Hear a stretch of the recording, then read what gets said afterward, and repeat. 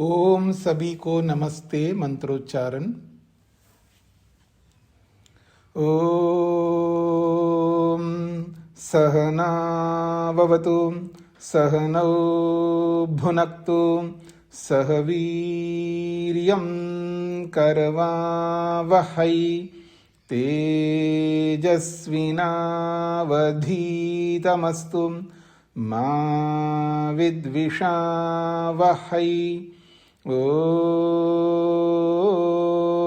शांति शांति शांति। वेदांत दर्शन की कक्षा संख्या 90 है। दूसरे अध्याय का तीसरा पाठ चल रहा है। इसके हमने 5 सूत्र किए। पहला सूत्र है न वियद अश्रुते है। इसका अर्थ बताना है युधिष्ठिर जी।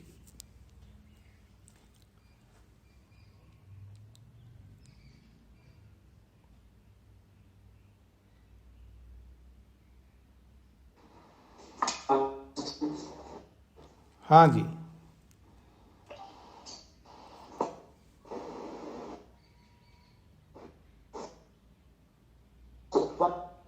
नहीं, आपका इंटरनेट ठीक नहीं है, तो मैं दूसरे से पूछ लेता हूँ। सुभाषिनी जी बताएंगी। स्वामी जी नमस्ते जी। जी। यहाँ पर आकाश का प्रसंग चला है। पहले सूत्र पूर्व पक्षी प्रश्न उठा रहा है कि ये कहता है कि आकाश उत्पन्न नहीं होता है, वो उत्पन्न धर्म वाला नहीं है, क्योंकि जहाँ से प्रसंग प्रक्रिया बताई गई है वहाँ कोई शब्द प्रमाण नहीं है। जी। इसलिए आकाश उत्पन्न नहीं होता है। जी, अच्छी बात है। योगेश जी बताइए अस्तित्व। स्वामी जी, यहाँ प्रश्नकर्ता ने एक विषय उठाया है कि आकाश की उत्पत्ति नहीं हो सकती, आकाश नित्य है।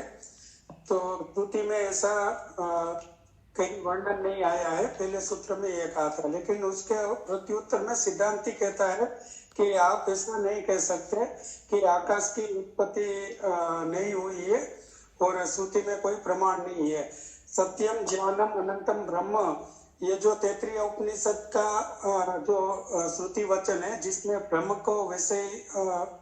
के विषय में जो उत्पत्ति प्रकरण आया है, उसी में श्रुति प्रमाण आया है।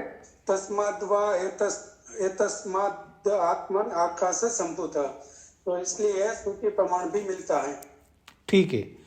और आगे है गौणी असंभवात। रामचरण जी बताइए। नमस्ते स्वामी जी। जी। जो उसका उत्पन्न होना बताया आकाश का, वो गौण बताया स्वामी जी, मुख्य नहीं है, इसका ये मतलब है। क्योंकि आकाश का उत्पन्न होना संभव नहीं है। जी। शब्दात च, इसका बताना है रामवीर जी। चौथा सूत्र। स्वामी जी, आकाश की उत्पत्ति गौण है। इस संबंध में आकाश के विशेषण शब्द से प्रमाणित होता है। ये जी प्रश्न करता जी। स्यात् च एकस्य ब्रह्म शब्दवत्, इसका अर्थ बताइए शकुंतला जी। हाँ नमस्ते स्वामी जी। जी। यहाँ प्रश्नकर्ता बड़ी चतुराई से संभूत शब्द के जो गौण और मुख्य अर्थ होते हैं उसको लेकर के एक बात रखता है।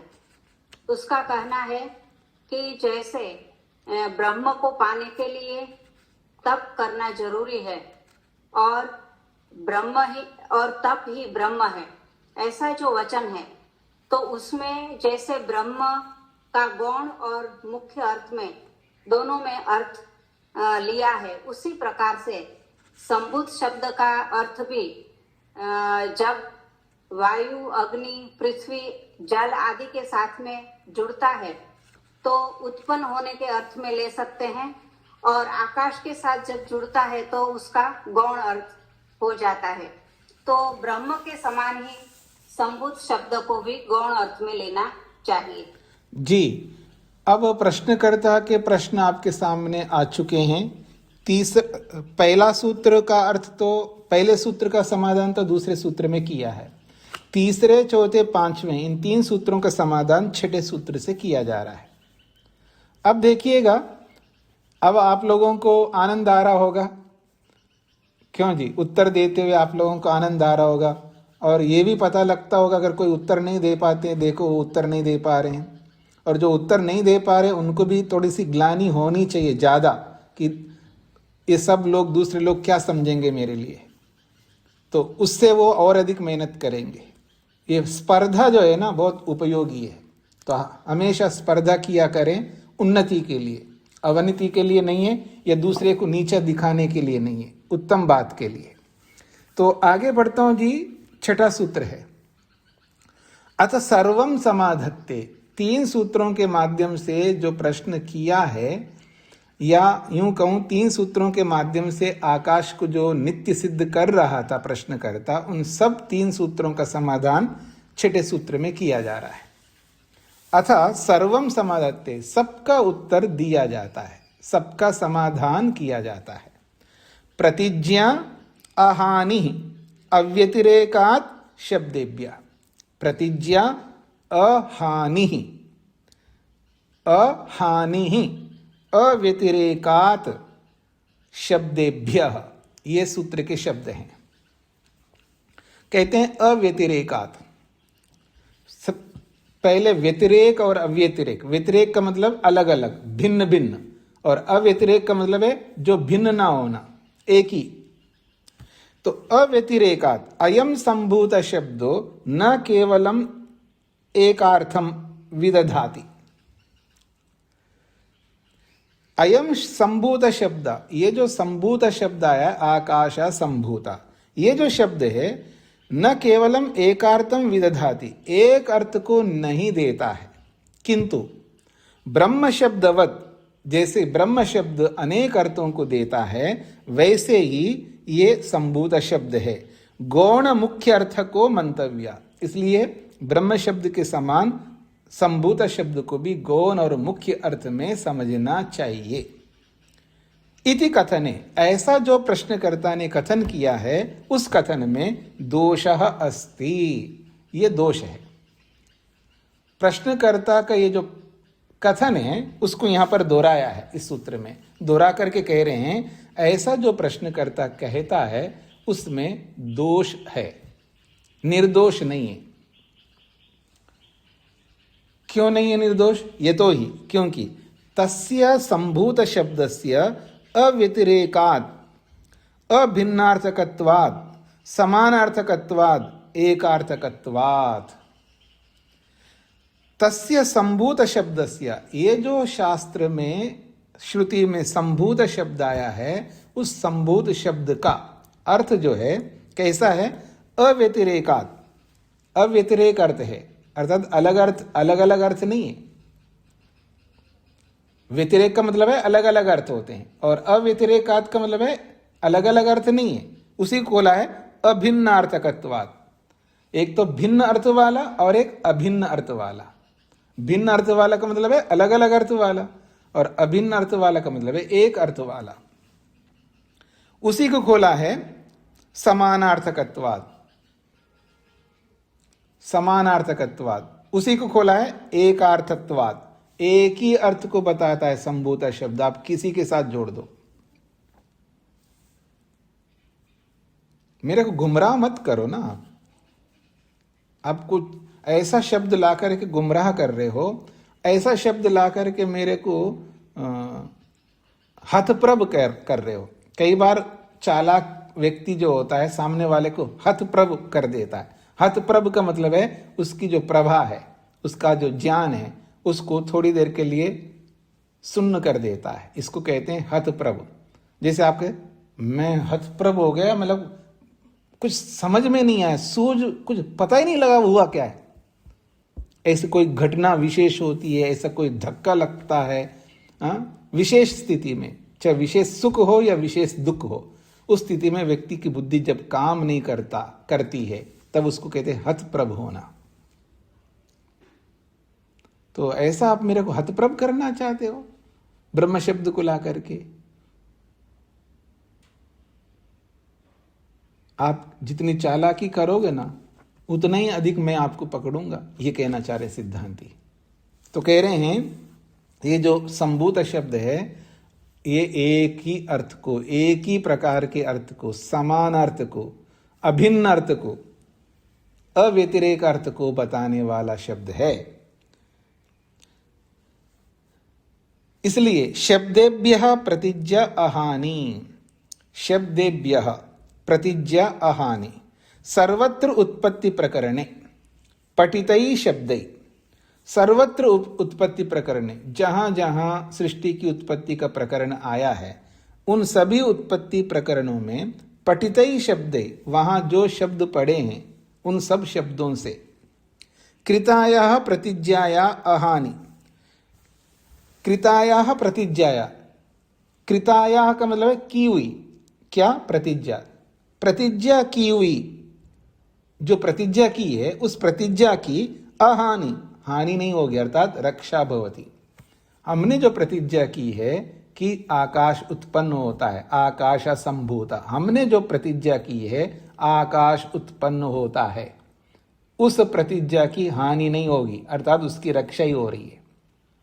क्यों? संभूता शब्द अलग अर्थ को देने वाला नहीं है। यहाँ पर आकाश के साथ जोड़ो तो आकाश उत्पन्न नहीं होता है, केवल प्रकट होता है। बाकियों के साथ जोड़ोगे तो वो उत्पन्न होते हैं, ऐसा अलग अर्थ नहीं देता है, एक ही अर्थ को देता है। इसलिए हमारी जो प्रतिज्ञा है उसकी कोई हानि नहीं होती है, हमारी प्रतिज्ञा की रक्षा होती है, ये सिद्धांती कह रहे हैं। अब उदाहरण देके समझा रहे हैं। तद यथा, जैसा कि यतो वा इमानि भूतानि जायन्ते, आगे और भी लंबा है, ये न जातानि जीवन्ति, ऐसा आगे प्रमाण आया है उपनिषद में। तो यतो वा इमानि भूतानि जायन्ति, यतः जिससे, अर्थात जिस परमात्मा से, इमानि भूतानि, ये सारे के सारे भूत, जायन्ते उत्पन्न होते हैं। ये प्रसंग चला है। पंचभूतेषु प्रसिद्ध आकाश, ये जो भूत है, पंचभूतों को लेकर के जो बात कही गई है, तो पंचभूतों में आकाश प्रसिद्ध है। तस्माद् वा एतस्माद् आत्मना आकाश संभूता, इस परमात्मा रूपी आत्मा से, परमात्मा रूपी निमित्त कारण से आकाश संभूता, आकाश उत्पन्न हुआ। फिर आकाशाद वायु, आकाश के बाद वायु उत्पन्न हुआ, अथवा आकाश से वायु उत्पन्न हुआ, दोनों अर्थ कर सकते हैं। फिर वायु अग्नि, वायु से अग्नि उत्पन्न हुई, या वायु के बाद अग्नि उत्पन्न हुई। अग्नि आपः, अग्नि के बाद आपः जल उत्पन्न हुआ। अद्भ्य पृथ्वी, जल के बाद पृथ्वी उत्पन्न हुई। और ये संभूत शब्द सबके साथ लागू होगा। आकाश संभूता, आकाशाद वायु संभूता, वायु अग्नि संभूता, अग्नि आपः संभूता, अद्भ्य पृथ्वी संभूता, ऐसा है। अत्र तो स्पष्टमेव यत् खलु पूर्वपक्षेन उद्धृतं वचनम, अत्र तो स्पष्टमेव, यहाँ तो इस प्रमाण में तो स्पष्ट लिखा हुआ है, जो कि यत् खलु, जो कि पूर्वपक्षेन उद्धृतं वचनम, ये तो मैंने उद्धृत नहीं किया, मैंने ये प्रमाण नहीं दिया, तुमने प्रमाण दिया है। उस पूर्व पक्ष ने, प्रश्नकर्ता ने प्रमाण दिया है। तत्रापि पठितै शब्दै, वहाँ इस वचन में ये जो शब्द पढ़े हैं, आकाश संभूता, वायु संभूता, अग्नि संभूता, इन पठित शब्दों से हमने जो प्रतिज्ञा की है उसकी न हानिर्भवति, वो हानि नहीं होती है, अर्थात उसकी रक्षा होती है। किंतु रक्षा भवति, उसकी रक्षा ही होती है, क्योंकि ये सब उत्पत्ति प्रकरण का है। इन सब से ही उत्पन्न हो रहा है। आकाश उत्पन्न हुआ तभी आकाश से वायु उत्पन्न होगी, वायु से अग्नि उत्पन्न होगी, अग्नि से आपः जल उत्पन्न होगा, जल से पृथ्वी उत्पन्न होगी। ये बात है। तत्तेजो असृजता। एक छांदोग्य का अलग प्रमाण दे करके भी समझा रहे हैं, तत्तेजो असृजता, वह तेज उत्पन्न हुआ उस ब्रह्म से। अत्र खलु प्रतिज्ञा तेजः, यहां इस प्रमाण में प्रतिज्ञा क्या है? तेज उत्पन्न हुआ। असृजता का मतलब है उत्पन्न हुआ। अत्र खलु प्रतिज्ञा तेजा, यहां प्रतिज्ञा तो तेज है, अग्नि है उत्पन्न होने के लिए। सर्जन विषय का सा तिष्ठेत, ये उत्पत्ति विषय की ही ये अग्नि है।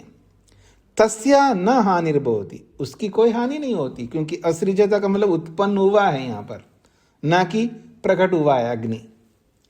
एषा श्रुतिस्तु मूर्तिमत सृष्टि प्रकाशन परा, व्यक्त सृष्टि प्रकाशन परा। एषा श्रुति, ये जो श्रुति है तत्तेजो असृजता, इस श्रुति को आप अगर ये कहो, हमारे ऊपर आक्षेप करो, ये तो मूर्तिमत, ये तो मूर्तिमान वस्तु है। मूर्त और अमूर्त समझते हैं जी, दो शब्द होते हैं। मुहूर्त, मुहूर्त नहीं, मूर्त। मुहूर्त तो जो आप लोग निकालवाते हैं ना जी, मुहूर्त निकलवाते हैं ना आप लोग का, मतलब जो भी निकलवाते जी, मकान का उद्घाटन करना है जी, मुहूर्त निकालो जी, शादी करनी है जी, मुहूर्त निकालो। सच्ची बताना जी, आप लोग, आप मुहूर्त निकलवाते नहीं निकलवाते? नहीं निकलवाते हैं। शकुंतला जी तो हाँ कह रही हैं, निकलवाती हैं। बेटे की शादी करनी हो, बेटी को, बेटी की, पोते की, पोता की, ये जिसकी भी शादी करवाना हो, मुहूर्त तो निकालते ही आप लोग। निकालने वाले की बात है। तो ये मना क्यों करते हैं? हाँ बोलो ना, हम निकालते हैं। मैं भी मुहूर्त निकलवाता हूं। मैं निकलवा तो किस दिन छुट्टी आएगी उस दिन करेंगे हम प्रोग्राम। क्यों जी, हम भी मुहूर्त निकलवाते हैं। हम जो यहाँ प्रोग्राम करते, कहीं जाना होता है तो भी उसके लिए भी मुहूर्त निकलवाते हैं। आप तो इसके तो निकलवाते नहीं होंगे, हम निकलवाते हैं। निकलवाते का मतलब हम खुद निकालते हैं, हम खुद जानते हैं ना। तो मैं खुद निकालता हूं मुहूर्त कि बाहर जाना है, कब जाऊंगा? छुट्टी के दिन जाऊंगा। यहीं से अहमदाबाद जाना, कहीं काम के लिए जाना है, तो मैं मुहूर्त निकालता हूं, कब जाऊं, कब छुट्टी आएगी तब जाऊंगा। हम तो मुहूर्त निकालते हैं, आप भी निकाला करो। खुद निकालना चाहिए आपको। अपनी अनुकूलता ही तो मुहूर्त है ना, और क्या समझते हैं आप लोग? अपनी अनुकूलता से मुहूर्त निकालना होता है। खैर, तो ये तो मूर्त है। मूर्त का मतलब होता है जो वस्तु जिसमें रूप, रंग आदि दिखाई देते हैं, जो नेत्र प्रत्यक्ष वाले जो होते हैं उनको मूर्त कहते हैं। और जो नेत्र प्रत्यक्ष नहीं होते हैं, वैसे तो प्रत्यक्ष होंगे लेकिन नेत्र प्रत्यक्ष नहीं होते, उसको अमूर्त कहते हैं। जैसे वायु अमूर्त है, जैसे आकाश अमूर्त है।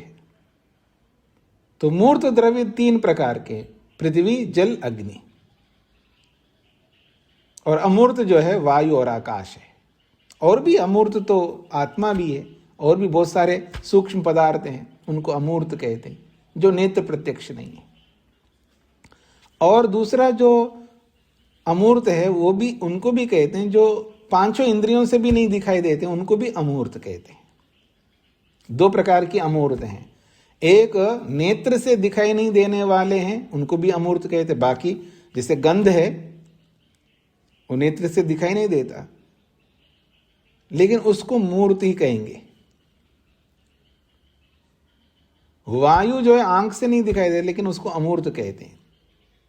स्पर्श से पता लगता है वायु का, पर वो भी प्रत्यक्ष है। स्पर्श प्रत्यक्ष है, लेकिन द्रव्य वायु प्रत्यक्ष नहीं है। और गंध जो है वो इसलिए उसको मूर्त कहते हैं क्योंकि द्रव्य प्रत्यक्ष होता है, गंध प्रत्यक्ष आंख से नहीं होता है। रस द्रव्य प्रत्यक्ष होता है, रस प्रत्यक्ष नहीं होता है आंख से, इसलिए इनको मूर्त कहते हैं। ये मूर्त को अमूर्त को समझ लीजिएगा, नहीं तो कई बार आप हतप्रभ ना हो जाएं व्यवहार में, कभी कोई पूछे तो पृथ्वी, जल, अग्नि वाले जो दिखाई देने वाले हैं आंखों से, इनको मूर्त कहते हैं। जो द्रव्य दिखाई देते हैं जी आंखों से, उसको मूर्त कहते हैं। और जो द्रव्य आंखों से नहीं दिखाई देते हैं, उनको अमूर्त कहते हैं। इस तरह आप समझ सकते हैं। और आंखों के अलावा इंद्रियों से नहीं दिखाई देते हैं, वो एक अलग अमूर्त है, जैसे मन है, बुद्धि है, 18 तत्व जो सूक्ष्म शरीर के, वो सब पांचों इंद्रियों से भी दिखाई नहीं देते, उनको भी अमूर्त कहते हैं। इस तरह का बेस समझ लीजिएगा। तो ये जो कह रहे हैं ऐसा श्रुतिस्तु मूर्तम मूर्तिमत, ये जो तत्ते जो असृजता, ये जो श्रुति है ये तो मूर्तमान वस्तुओं के लिए है। सृष्टि प्रकाशन परा, और ये सृष्टि को प्रकाशित करने के लिए अर्थात सृष्टि को उत्पन्न करने परक है। व्यक्त सृष्टि प्रकाशन परा, ये व्यक्त सृष्टि को प्रकट करने वाला या प्रकट करने वाली श्रुति है। न अनया अमूर्त सृष्टि निषिध्यते, और इस श्रुति से कोई ये ना समझे कि अमूर्त सृष्टि का निषेध होता हो। मतलब कोई सोचे कि ये तो मूर्त द्रव्यों की सृष्टि को बता रही है श्रुति, इसका ये मतलब नहीं है कि जो अमूर्त द्रव्य है उसकी सृष्टि नहीं होती है, ऐसा ना समझे व्यक्ति। इसलिए कह रहे न अनया अमूर्त सृष्टि निषिध्यते, इस मूर्त द्रव्यों की सृष्टि को बताने पर अमूर्त सृष्टि उत्पन्न नहीं होती है, ऐसा उसका निषेध नहीं हो सकता। यथा उदाहरण दे रहे, कुंभकारो घटम सृजति, ये तो सबको पता है, कुम्हार घड़े को बनाता है, किंतु घट सर्जनात् पूर्व मृत्तिका चूर्णी करोति, घड़े को उत्पन्न करने से पहले मिट्टी को चूर्ण भी बनाता है उसको। तस्याम जलम प्रक्षिप्य मृद पिंडम अपि तु निर्माति, और उसमें जल डाल करके मिट्टी का लोंदा भी बनाता है। न घट रचना कथनेन मूर्तिकायाः चूर्णीकरणस्य मृदु पिंडीकरणस्य च निषेध सिद्ध्यति। घट रचना कथनेन, घड़े का निर्माण कुम्हार करता है, इससे मिट्टी के चूर्ण करने के लिए या मिट्टी को लोंदा बनाने का निषेध नहीं होता है, क्योंकि वो दिखता नहीं हमको। लोंदा बनाते हुए दिखता नहीं, मान लीजिए हमको घड़ा बनाते हुए देख रहे हैं हम लोग, लेकिन कहीं और जगह से लोंदा बना करके लाया जा रहा है, कहीं मिट्टी को तोड़ तोड़ करके उसको चूर्ण किया जा रहा है, वो नहीं दिखाई दे रहा है। इसका मतलब ये थोड़ा है कि वो नहीं होते। तद्वत, उसी के समान, अत्रापि विज्ञेयम, यहां पर भी समझना चाहिए। ये उदाहरण क्यों दिया है? पंचभूत तो क्योंकि दिखाई दे रहे हैं, पंचभूत का मतलब है ये जो स्थूल द्रव्य है वो हमको उत्पन्न होते हुए दिखाई दे रहे हैं। इसका मतलब ये नहीं कि उसके कारण उत्पन्न नहीं होते हो, ये इसका तात्पर्य है। तो ऐसे ही मूर्त द्रव्य उत्पन्न होते हैं तो अमूर्त द्रव्य भी उत्पन्न होंगे, क्योंकि अमूर्त द्रव्यों के कारण से तो मूर्त द्रव्य आते हैं, ये इसका तात्पर्य कहने का। स्पष्ट हो गया जी सभी को? सूत्रार्थ, संभूत शब्द का मुख्य एक ही अर्थ है। संभूत शब्द का मुख्य एक ही अर्थ है।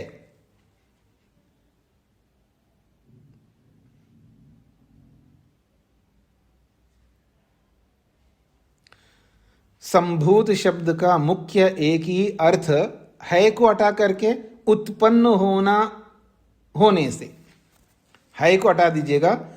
संभूत शब्द का मुख्य एक ही अर्थ उत्पन्न होने से, संभूत शब्द का मुख्य एक ही अर्थ उत्पन्न होने से,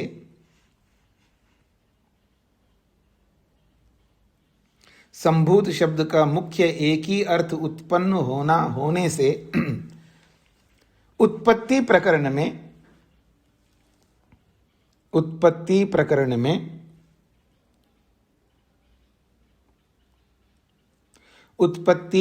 में पठित आकाश की भी उत्पत्ति होती है। उत्पत्ति प्रकरण में पठित आकाश की भी उत्पत्ति होती है।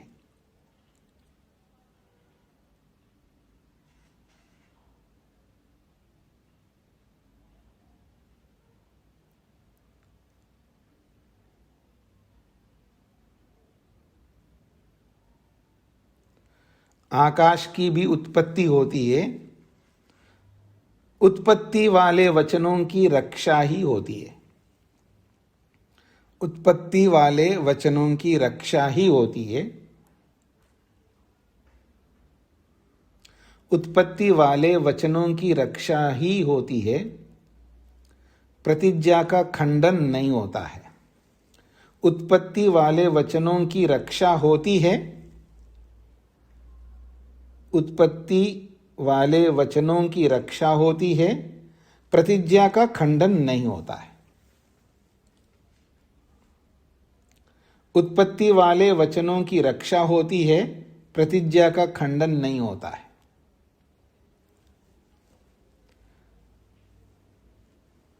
संभूत शब्द का मुख्य एक ही अर्थ उत्पन्न होना होने से उत्पत्ति प्रकरण में पठित आकाश की उत्पत्ति भी होती है। उत्पत्ति वाले वचनों की रक्षा होती है, प्रतिज्ञा का खंडन नहीं होता है।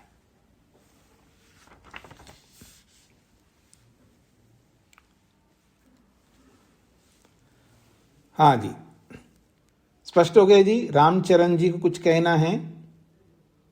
स्वामी जी, नीचे से जो छोटी लाइन से ऐसा श्रुति स्थूल से लेकर के ये थोड़ा एक बार समझा दे तो मेरे वाली ये जो कहना चाह तत्तेजो असृजता, ये जो बात कही है, कोई ये ना सोचे ऐसा श्रुति, ये जो श्रुति दिया है तत्तेजो असृजता, ये श्रुति तो मूर्तिमान वस्तुओं को बताने के लिए है। क्योंकि सृष्टि प्रकाशन पर वो जो श्रुति है वो सृष्टि की उत्पत्ति को बताने परक है, व्यक्त सृष्टि को उत्पन्न कराने के अनुरूप है। ऐसा कोई न समझे। न अनया, इस श्रुति से अमूर्त सृष्टि निषिध्यते, इस कथन से अमूर्त सृष्टि का निषेध नहीं होता है। क्योंकि ये जो तत्तेजो असृजता जो श्रुति है, ये मूर्तिमान सृष्टि को बताने वाली है और अमूर्त सृष्टि को बताने वाली नहीं है, ऐसा नहीं हो सकता।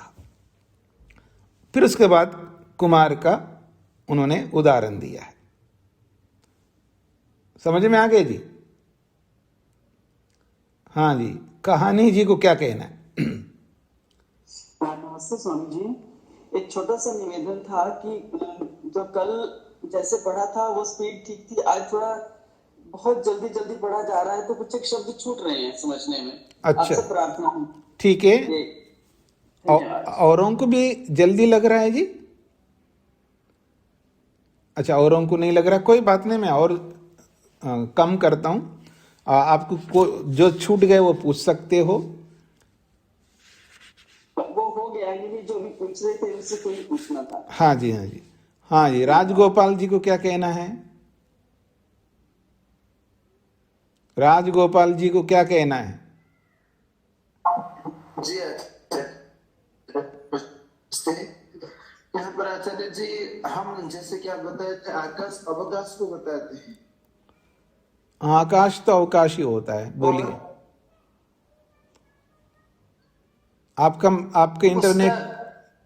आपका इंटरनेट ठीक नहीं है। नहीं हो सकता है क्योंकि आपकी इंटरनेट ठीक नहीं है, पहले उसको ठीक करिएगा, आवाज कट रही है। सुहासिनी जी को क्या कहना है? तो निर्माण कैसे हो सकता है? पहले अपना माइक बंद करके रखिए, आपका इंटरनेट ठीक नहीं है। सुभाषिनी जी। ठीक है स्वामी जी। स्वामी जी, यहाँ पर उत्तरकर्ता प्रतिज्ञा रखा है कि आकाश उत्पन्न होता है जी, और हेतु क्या संभवतः शब्द का एक ही अर्थ होने से ये क्या हेतु होगा? हाँ क्यों नहीं हो सकता? हाँ क्यों नहीं होगा? क्योंकि उसने कहा ब्रह्म शब्द के समान अलग अलग अर्थ होता है, तो उन्होंने कहा नहीं, संभूत शब्द का एक ही अर्थ होता है। ठीक है स्वामी जी।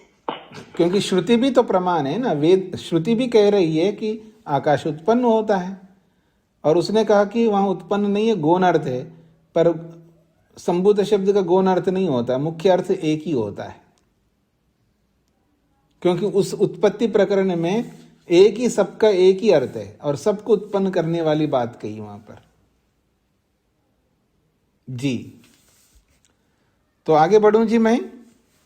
समाधाने अपरो हेतु, ये जो अभी समाधान किया है उसके समाधान में ही एक अलग प्रकार से हेतु दिया जा रहा है।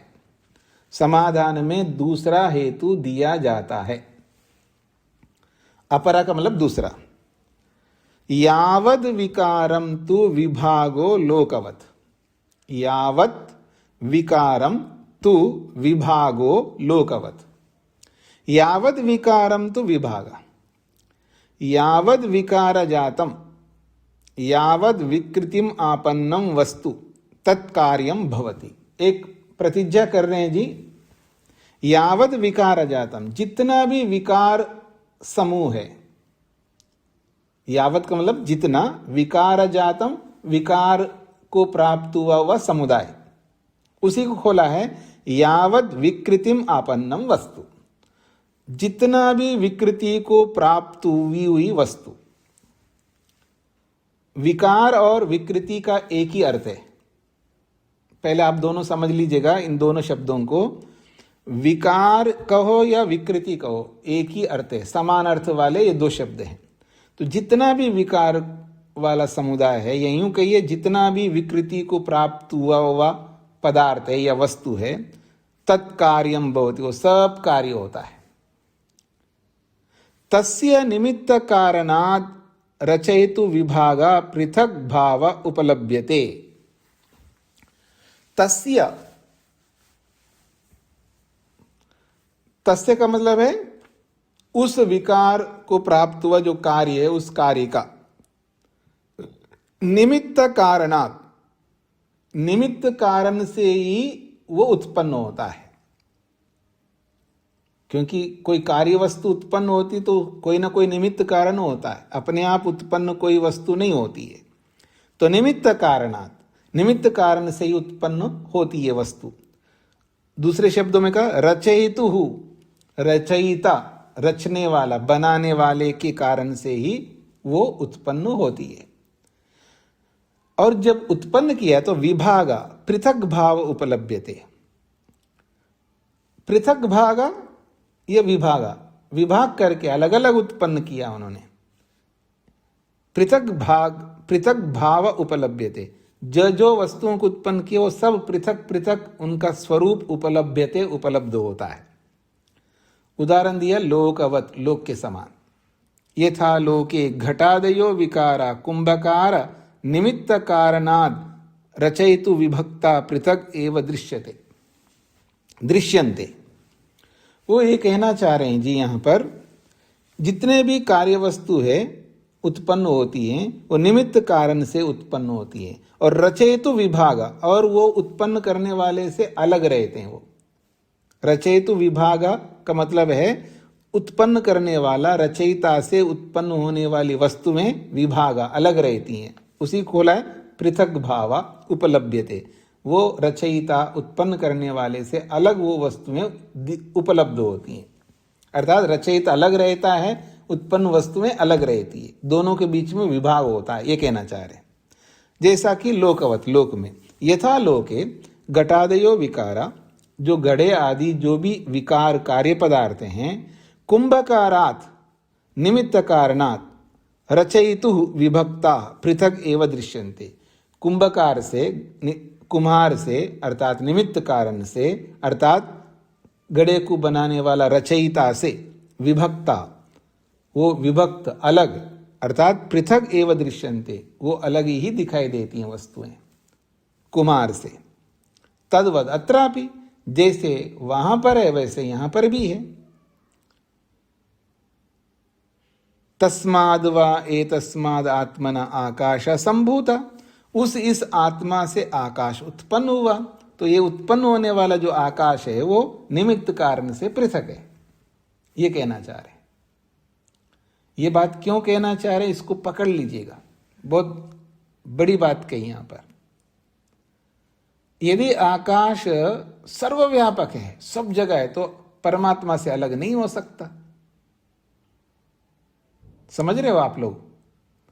जिस आकाश को सर्वव्यापक मानता है तो परमात्मा भी सर्वव्यापक है, वो भी सर्वव्यापक है आकाश।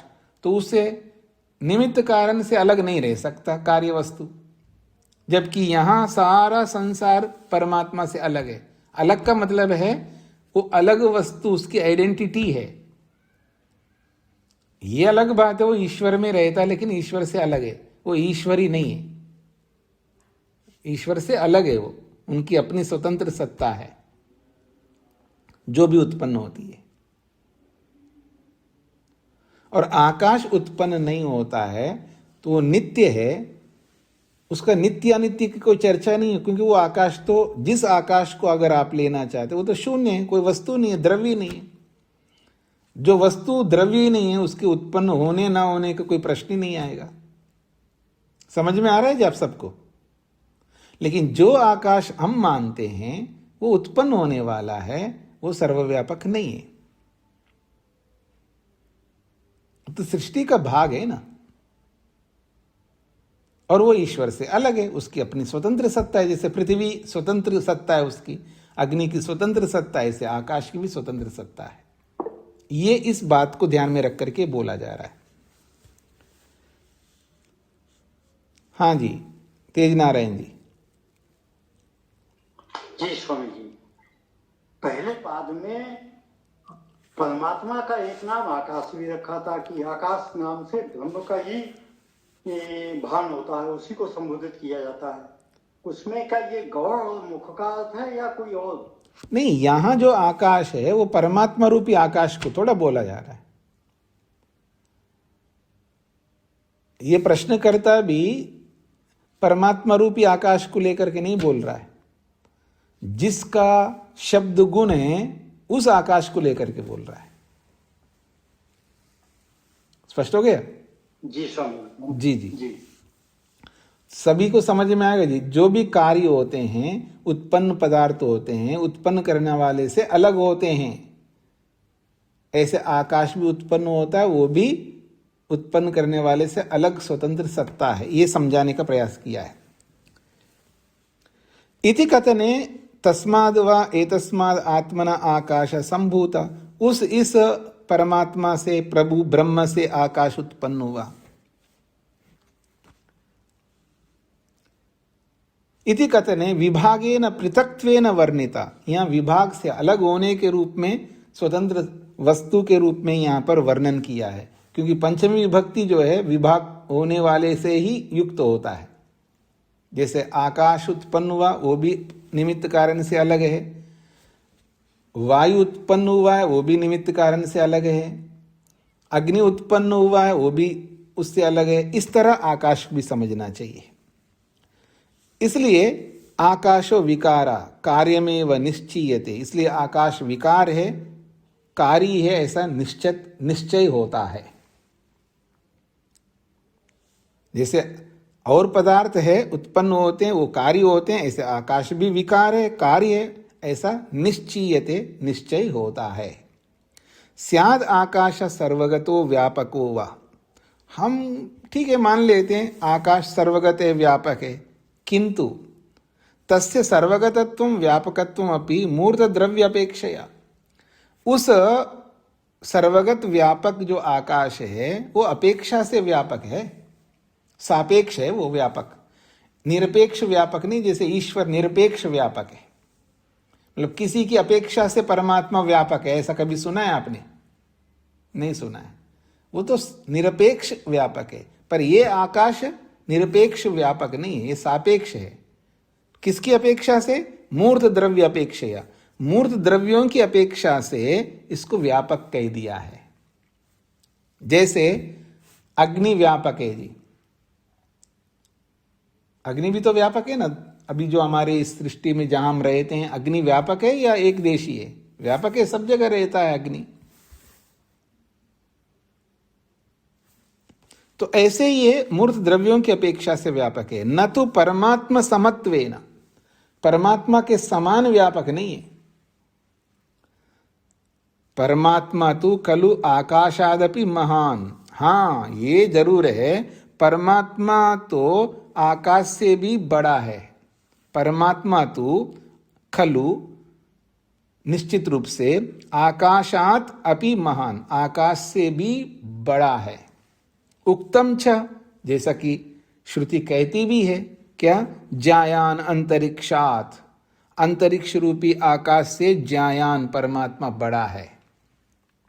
वेदे च, और वेद भी कहता है, त्वम अस्य पारे रजसो व्योमनः, त्वम हे परमात्मा, त्वम तू अस्य रजसो व्योमनः पारे, इस रजस रूपी आकाश से भी पारे बड़े हो, व्याप्त हो रहे हो। यह व्योमना का मतलब आकाश है, और कैसा ही आकाश, उसका विशेषण दिया है रजसा। रजसा का मतलब है प्राकृतिक, प्राकृतिक सत्वरस्तंभ से बना हुआ जो व्योमना आकाश है, ये अस्य रजसः व्योमनः पारे, त्वम हे परमेश्वर, तू जो है इस रजरूपी व्योम आकाश से पारे, परे हो, अर्थात बड़े हो। ये वेद भी कहता है। तस्माद् आकाशस्य उत्पत्तिर न्याय्या, इसलिए आकाश की उत्पत्ति मानना न्यायपूर्वक है, न्याय संगत है। स्पष्ट हो गया जी सभी को? सूत्रार्थ, जितना भी कार्य समुदाय है, जितना भी कार्य समुदाय है,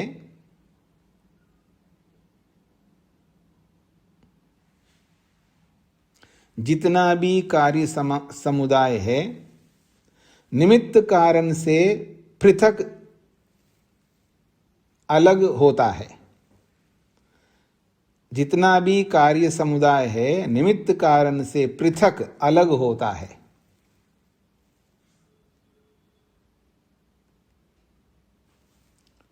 जितना भी कार्य समुदाय है, निमित्त कारण से पृथक अलग होता है।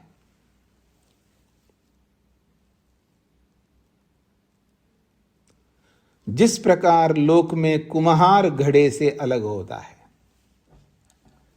जिस प्रकार लोक में कुम्हार घड़े से अलग होता है,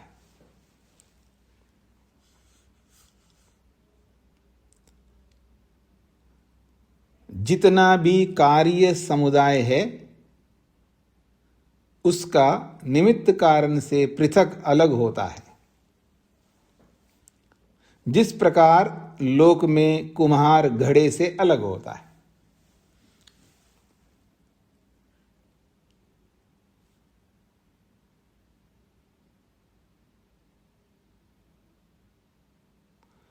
हाँ जी, कहानी जी ठीक चल रहा है?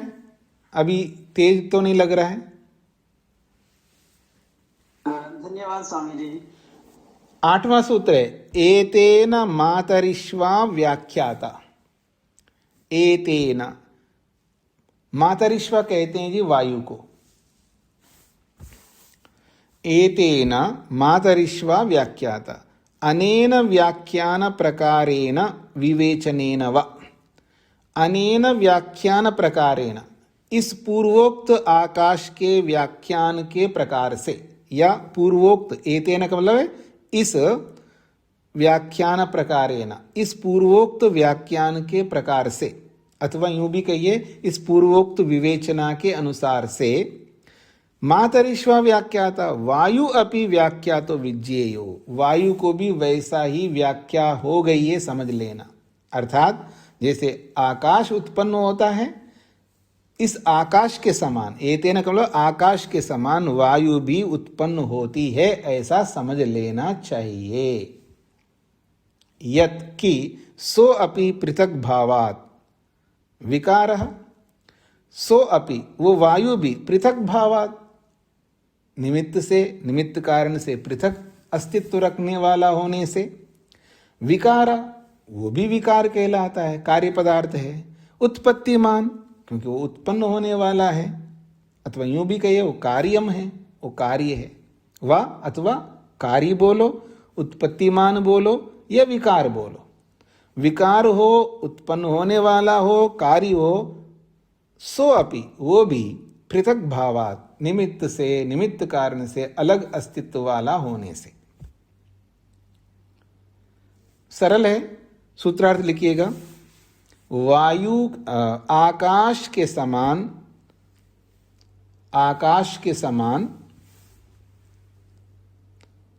वायु भी उत्पन्न होता है, आकाश के समान वायु भी उत्पन्न होता है, ऐसा समझ लेना चाहिए।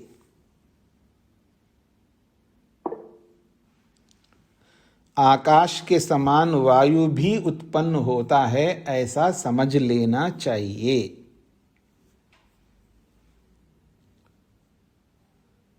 हाँ जी, सुभाषिनी जी को क्या कहना?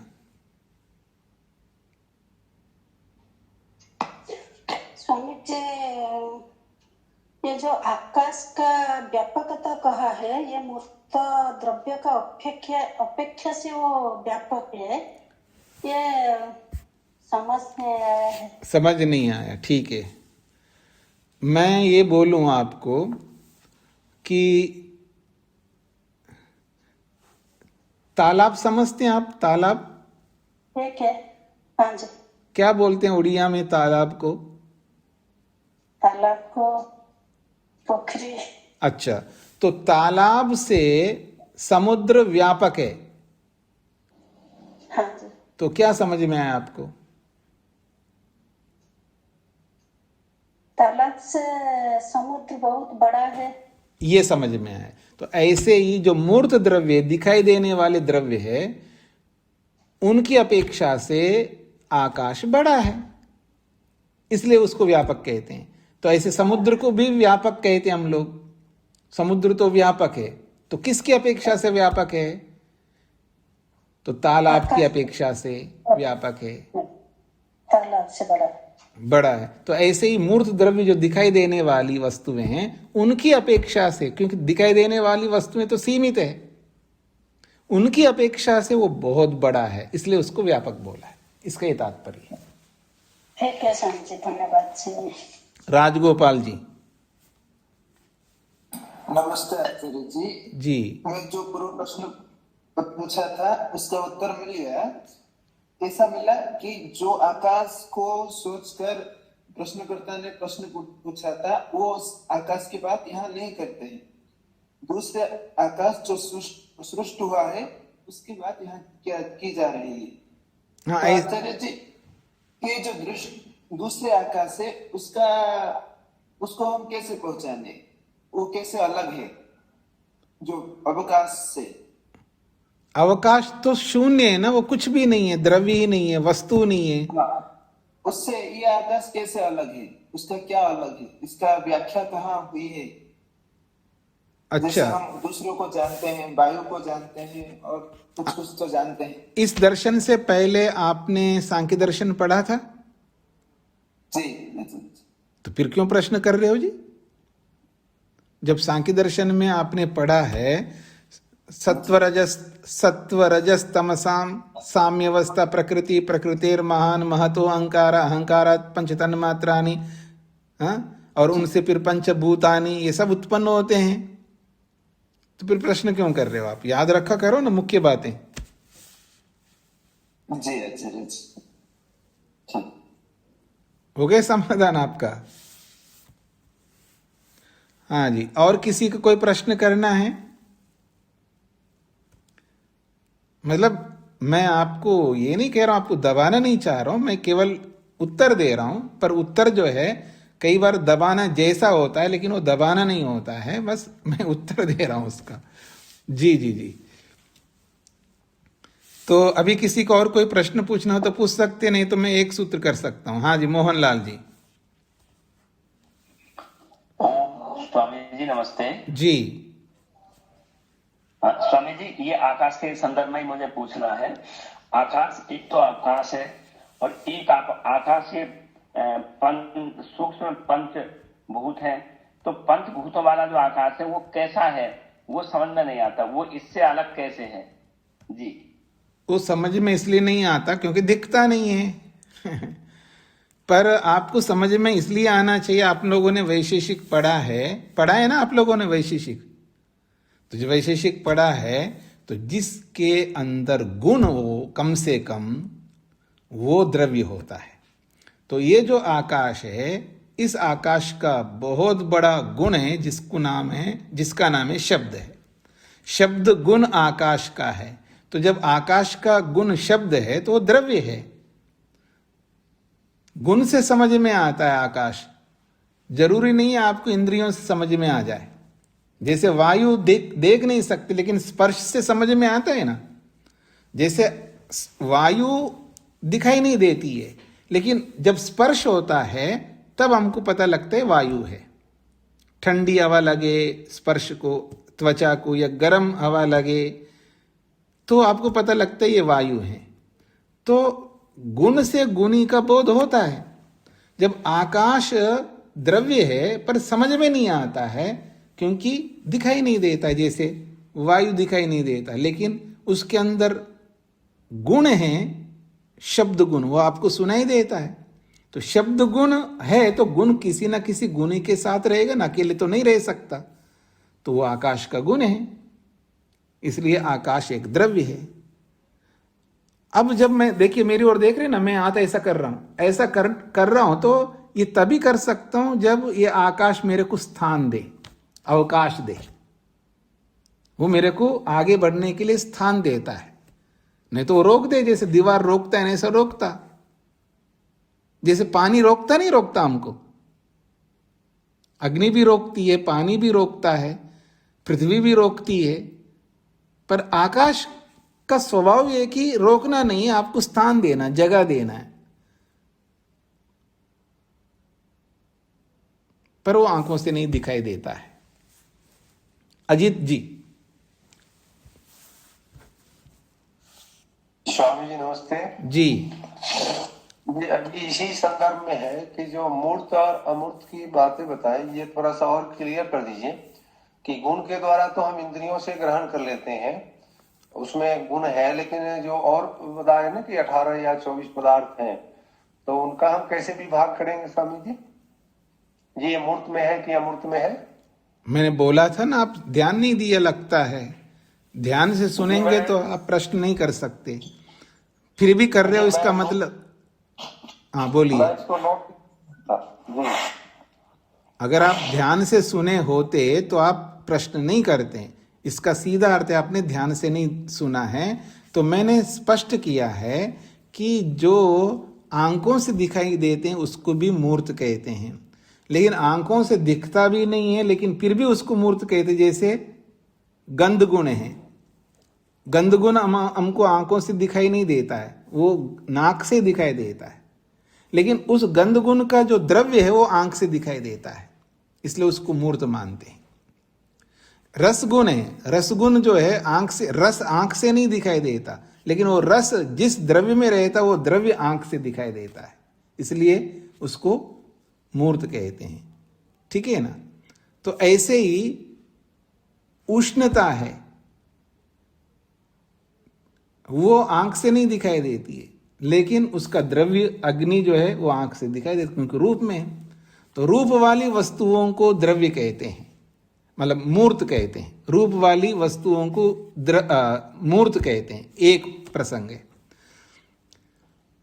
और दूसरा यह है कि जैसे वायु है, आकाश है, इसके गुण जो है यद्यपि इंद्रियों से दिखाई देते हैं लेकिन द्रव्य आंख से नहीं दिखाई देते, इसलिए इनको अमूर्त द्रव्य कहते हैं, वायु और आकाश मुख्य रूप से। क्योंकि शब्द भी कान से सुनाई देता फिर भी उसको अमूर्त कहते हैं क्योंकि वो आंख से वो द्रव्य दिखाई नहीं देता। वायु स्पर्शेंद्रिय से उसका गुण दिखाई देता है लेकिन उसको भी अमूर्त कहते हैं क्योंकि वायु भी आंख से दिखाई नहीं देते। ये दो द्रव्य है, अमूर्त कहलाते हैं। इसके अतिरिक्त जितने भी द्रव्य हैं वो सब अमूर्त हैं, चाहे वो तन्मात्राएं ले लो, चाहे वो ज्ञानेन्द्रियां ले लो, कर्मेंद्रियां ले लो, अहंकार ले लो, मन ले लो, बुद्धि ले लो, सतुरस्तम ले लो, जीवात्मा ले लो, परमात्मा ले लो, सब अमूर्त है। जी स्वामी जी, आगे समझ में। प्रेम जी को क्या कहना है? नमस्ते। प्रेम जी को क्या कहना है? हाथ खड़ा किया तो आप बोलिएगा ना, नहीं तो हाथ हटा दीजिएगा। और किसी कुछ कहना है जी?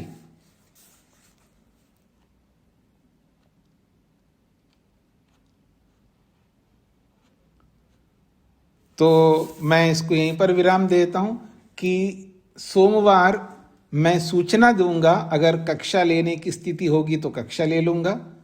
आगे 2-4 दिन ऐसे होंगे, मैं सूचना रोज का रोज सूचना दूंगा, आज कक्षा होगी या नहीं होगी। होने की है तो भी दूंगा, ना होने की है तो भी दे दूंगा। ठीक है जी। ओम शांति शांति शांति। ये 15 तारीख तक रहेगा ऐसा, 15 तारीख तक। कल तो वैसे भी अवकाश रहेगा, 12 से लेकर 15 तक कक्षा 15 को भी कक्षा नहीं होगी, यात्रा में रहूंगा। बस केवल यूं समझ लीजिएगा 3 दिन है, 12, 13, 14। इन 3 दिनों में कक्षा होगी या ना होगी मैं सूचित करूंगा पहले।